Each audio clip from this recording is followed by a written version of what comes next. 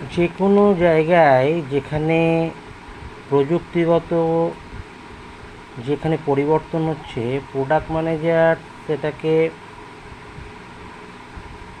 যে উন্নয়নের যে মূল্য আছে সেটাকে প্রপার শেপ দেয়, সেটা যখন মানুষের জীবনের সঙ্গে ছোঁয়। তো একটা প্রজেক্ট ম্যানেজার একটা ব্যক্তিত্ব, একটা জ্ঞানী ব্যক্তিত্ব, যার একটা কোনো সংকল্পিত লক্ষ্য আছে এবং উৎসর্গকৃত একটা মন আছে।